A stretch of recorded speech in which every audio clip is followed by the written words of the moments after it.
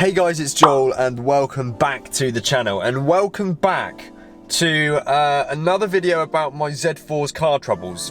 So if you haven't seen my last video, which went out on Tuesday, it was a video about my, it was originally about me going down to Goodwood for Japanese Sunday on Sunday, funnily enough. However, on Sunday, I noticed when I pulled up at Goodwood that my engine was, there was something untoward. Now, if you haven't seen that video, go ahead and watch it now. The link is up here. But yes, so quick update then. This video is for you guys on Instagram. If you follow me on Instagram over at itsjoelw, we have been chatting about this as it's happened, and I've been sharing some sort of like codes that my car was showing. My engine management light came on since Sunday. And therefore today and right now I'm about to take this car to the garage. Now, I haven't driven it today. I've had lifts with other people today and yesterday because I don't want to drive this if I don't have to, but I'm driving it the 2 miles or so to the garage now, hopefully. And yeah, we're gonna see what happens. I don't know how much I'll film. I might not even film anything in the garage, so you'll find out shortly. But basically, hopefully he can identify what the issue is. He can read the codes himself and have a look. Like I say, I've read the codes myself. I've shared them with you guys. I've been on the Z4 forum. I've been on a Facebook group. Everyone has been so incredibly helpful. It's unbelievable. And it really does help. You know, even if this is fatal and it's such an issue with the car, it really puts you at ease when people seem to know what it could be. The things that have come up the most are the MAF sensor, I think, which is the mass airflow sensor perhaps. It then could be the spark plugs could be shot, if that's the word, and then it could be the coil packs. And there's a few, you know, fuel pressure. There's loads of other things that could cause this EML and this engine sort of hesitation. But anyway, let's stop the talking. I'm gonna get it started now.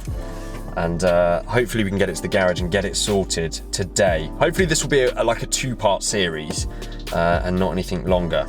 But here we go, let's start the engine.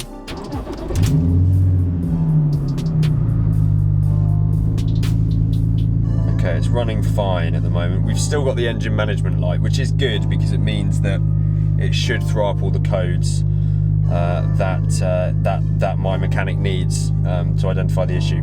Anyway, I'll put you guys down for now and let's get over to the garage and see what's what.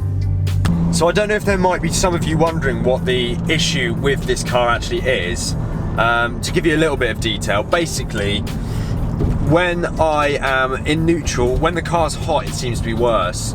When I'm in neutral and out of gear, just sitting there, you know, foot on the brake, handbrake on, whatever, between about 800 and 1200 RPM, the car's revs sort of judder quite violently. The rev counter does this, which is obviously very unnerving, because with that you can also feel sort of, you can hear a knocking sound and you can feel just the whole car vibrating pretty, you know, unsteadily. So yeah, it goes without saying, of course, that it's pretty scary, and it sort of feels like there's something rattling around in the engine, which is obviously not what you want to feel at all. Also, I've switched the car on, whether it's cold or warm, and as soon as I've switched it on, the revs have sort of gone up, they drop all the way down to 0 and the car cuts out. So that's been happening.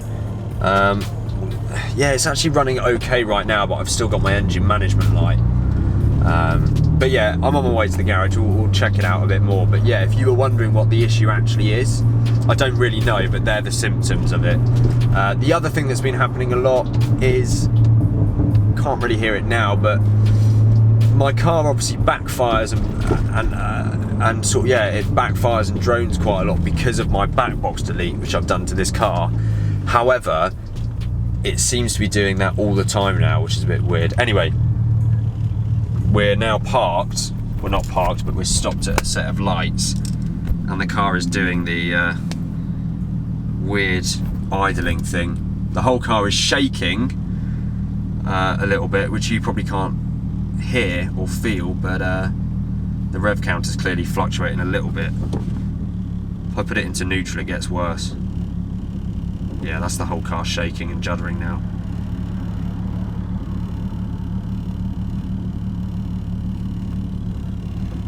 pretty worrying. It's really horrible, actually. Yeah. Anyway, let me stop talking, focus on driving, and we'll get this sorted. Okay, guys. So I just got back from the garage, I didn't film anything there, so I'm sorry. So yeah, so they ran another diagnostic on it, and he checked out he pulled out all the spark plugs, looked at those. He showed me one of the spark plugs, which was slightly white at the top, which is indicative of corrosion. However, they're relatively new spark plugs, and he said it was only just one of them that looked like that. So yeah, he also visually inspected the coils, and I mentioned the MAF sensor because thanks to lots of you, had suggested that could be what it is. And he ran some tests on the MAF, and what he thinks is that it is the MAF sensor, and that needs replacing. So I've actually just driven it home, and for some reason the engine warning light is now off. However, they haven't replaced anything, but it has gone off for some reason. It's still running badly, so obviously nothing's fixed, but a MAF sensor needs replacing, basically. But the only thing was, the price that they quoted me was £354 just for the part. Now, from the little bit of research I've done before, and from what you have all told me, it shouldn't be that much. It should be more like 50 quid. So yeah, I don't really know. I didn't do anything, obviously. I said I'll do some research and come back to them, but and they also said if I was to order in a part, they would fit it for me. So I want you guys to let me know if that is right, if it should be that much for the MAF sensor part, or if that is ridiculous and I should get it elsewhere. So if any of you have replaced your MAF sensors, if you could like drop a link or DM me on Instagram or something, where you got it from, which parts you recommend, which ones I should and shouldn't go for. Right then, hello again everyone. So that sequence you just saw in my car, I filmed yesterday, and I was going to put that out, and I was going to ask you guys to help me look for MAF sensor parts. However, since then there have been developments, so I thought instead of putting a video out today, I would just film this little bit. This will go out tomorrow, and then you guys are all up to date with what's going on YouTube. So yeah, sorry, welcome to my mini little office setup. This is different, isn't it? But yeah, I just wanted to tell you guys what's happening. So as you heard just now, the MAF sensor is what I think the issue is with the car. So I have actually been looking for MAF sensors because I didn't want to pay 350 quid for one, of course. And thanks to some of you guys on Instagram especially, I have managed to source some MAF sensors which say they fit my car. And yeah, I've ordered 2 different ones because, you know, what if they don't work? So I've ordered 2 different ones. They're going to be coming on Saturday. So sadly, I'm basically not going to be able to drive the Z4 at all for the next 3 to 4 days, which really sucks.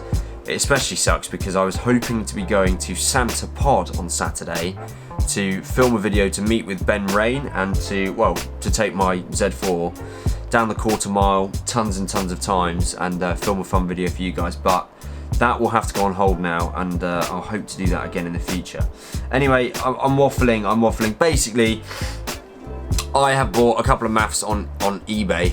I was going to show you, but you don't really need to see. Here we go.